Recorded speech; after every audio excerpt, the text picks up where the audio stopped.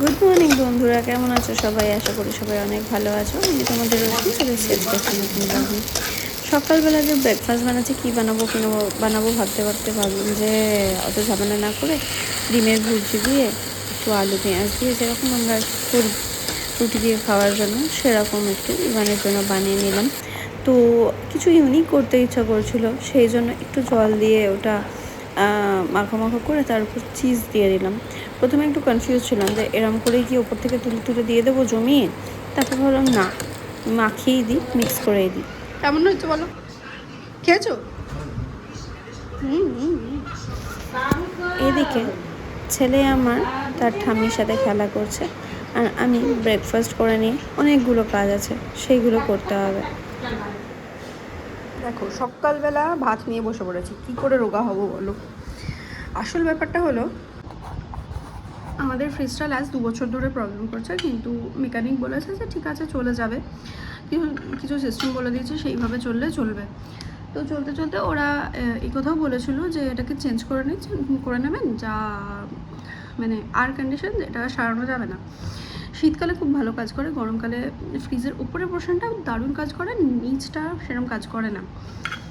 তো আমাদের নিচে কিচ্ছু রাখা যাচ্ছে না একদিনের বেশি। কাল রাতে পোলাও এটুকুনি বেঁচে ছিল, আর এটা রাখলে নষ্ট হয়ে যাবে, যার জন্য আমরা সবজি খাওয়া বন্ধ করে দিয়েছি। মানে যেদিনকারটা সেদিন আনি, এনে যদি খাওয়া হলো, না হলে মানে যেদিন আনতে পারি না সেদিন খাই না সবজি।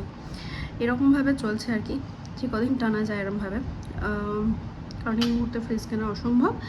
আর যদি বলো যে না, ফ্রিজের তো কোনো দাম কেনাই যায়, কিনবো না, কারণ যখন কিনবো ভালো কিনবো, নইলে কিনবো না।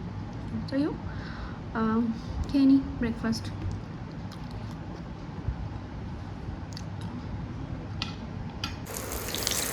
একদম সকালবেলা ব্রেকফাস্ট করে তাড়াতাড়ি করে আজকে লাঞ্চের ব্যবস্থা করছি। কিচ্ছু না, শুধুমাত্র মাছের ঝোল করব আর মাছের তেল ভাজবো। আর এখন যেটা করব সেটা হচ্ছে, সবার আগে মাছটা ভাজতে বসিয়ে দিয়ে ছেলের খাবারের জোগাড় বানিয়ে নিচ্ছি। আজকে সব কিছু 1-1:30টার মধ্যে কমপ্লিট করতে হবে, কারণ আজকে এসির লোক আসবে, এসির সার্ভিসিং হবে, প্লাস এসির রিইনস্টল হবে। মানে জানি ভালোই চাপ যাবে, কিন্তু ইচ্ছা আছে 1:30-2টার মধ্যে একদম কাজ কমপ্লিট করে খেয়ে দিয়ে রেডি থাকবো, কারণ ওরা বলেছে 2টোর মধ্যে ওরা চলে আসবে।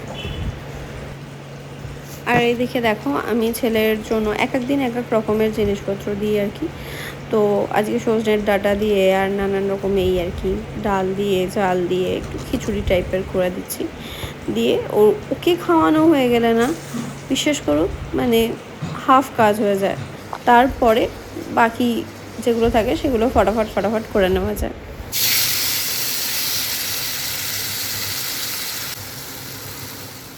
এই ঘরের এসিটা পুরো ফুল সার্ভিসিং হবে। এই ঘরের এসিটা একরকম প্রবলেমই করছে, মানে এটা আমার আর এখানে ভীষণ প্রিয় এসি ডাইকিনের। প্রবলেম করছে বলতে প্রত্যেক বছর এটাকে গ্যাস দিতে হচ্ছে, কেন জানি না, এটা একটু প্রবলেম আছে।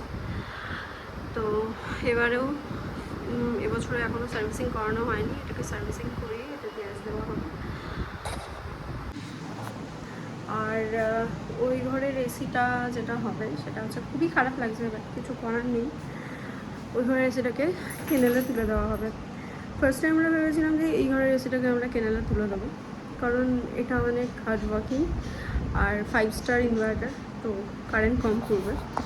বাট কিছু প্রবলেম আছে, কারণ এই এসিটা যেহেতু প্রবলেম করছে আর মাঝে মধ্যে গ্যাস দিতে হচ্ছে। এখন ফুল চেক আপ করিয়ে সারাতে গেলে মোটামুটি 2-2.5 টাকা খরচা আছে। তো এই মুহূর্তে আমাদের পক্ষে ওটা বিয়ার করা সম্ভব না, কারণ হচ্ছে যে শুধু 2-2.5 টাকা সারানো, প্লাস যদি এক্সট্রা কিছু লাগে সেই পার্টসের চার্জ আলাদা, প্লাস এসিটাকে ওপরে তুলতে 2.5 টাকা, মানে সব মিলিয়ে প্রায় 5-7 টাকা ধাক্কা, এটা একটা ব্যাপার। আর সেকেন্ড কথা হচ্ছে যে ওই ঘরের এসিটা যেটা, ওটা না ভীষণ ঠান্ডা হয়, মানে ক্যানেলে বেশিক্ষণ চালাতে হবে না, অল্প একটুখানি চালালেই হবে। আর ছেলে যেহেতু রাত্রে আমাদের ঘরে শোয়, তো এসি ছাড়াও ভেঙে যাবে আর জ্বর এসে যাওয়ার একটা প্রবল চান্স আছে। এই সব কিছু কনসিডার করে আমাদের শাশুড়ি মায়ের ঘরের এসিটা উপরে তুলতে হচ্ছে, মানে যার জন্য ইভানের খুব মন খারাপ, আমারও খুব খারাপ লাগছে। এখন বাজে 4টে, ওদের একটাই আসার কথা ছিল কিন্তু আসেনি। তো বারবার ফোন হচ্ছিল, নানা রকম মিসকমিউনিকেশন হচ্ছিলো, কেউ বলছিল আসবে, কেউ বলছিল আসবে না। অ্যাট লাস্ট এখন এসছে, এসির কাজ শুরু করে দিয়েছে বাইরে। আমাদের এখনও খাওয়া হয়নি, ইভান আসেনি, আজ দুপুরেও খেতে পারবে বলে মনে হচ্ছে না, কাজের প্রেশার আছে বললো। ভেবেছিলাম যে মাছের তেল ভাজবো আর কি বলে মাছের ঝোল যেটা করেছি সেটা দিয়ে খাওয়া হয়ে যাবে।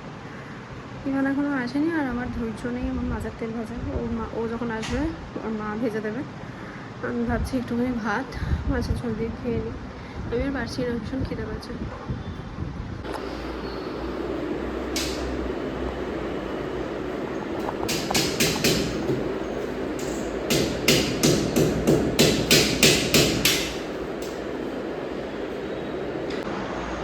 এখন প্রায় আমার 6টা সাড়ে 6টা বাজে, এখনও খাওয়া হয়নি। ইমানও আসেনি, শাশুড়িরও খাওয়া হয়নি, কী যে চলছে জানি না।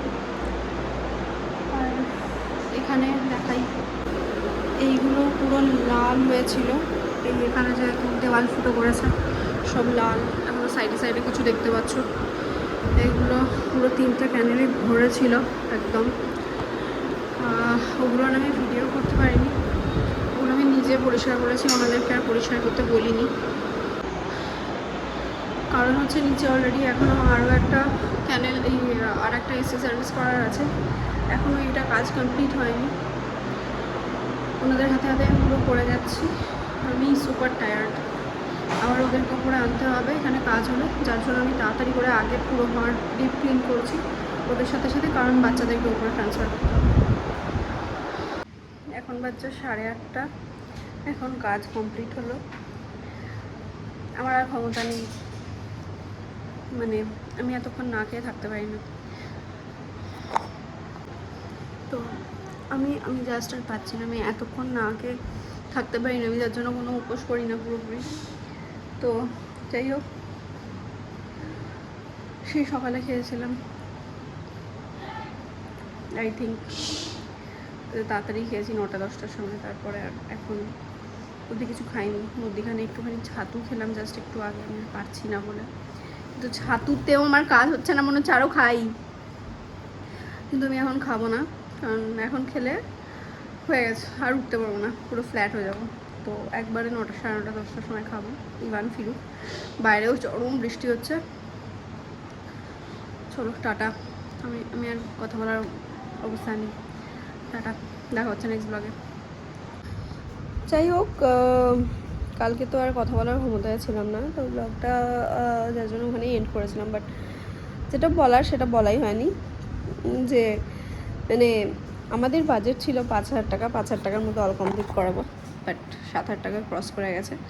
কারণ আমাদের ডাইকিনের এসিটা একদম গ্যাস ছিল না, আর গ্যাসের দাম নাকি অনেক বেশি, ওটা করাতে হয়েছে। তাও উপরের এসিটা যেটা বসানো হলো ওটা তো সার্ভিসিং করানোই হয়নি, ওটাতেও গ্যাস দিতে হয়েছে, কারণ যেহেতু রিইনস্টলেশন হয়েছে তো গ্যাস কমে গেছিলো। প্লাস এই ঘরের একটা সেন্সার খারাপ হয়েছিল। মানে আমরা যেটা ভেবে থাকি না যে এই বাজেটে করব, অনেক সময় কি আমার মনে হয়, আমার সঙ্গে যেটা হয় সবার সাথেই হয়তো সেরকমই হয়, 99% ক্ষেত্রে সেটা হয় না, আরও বেশি খরচা করে দেয়।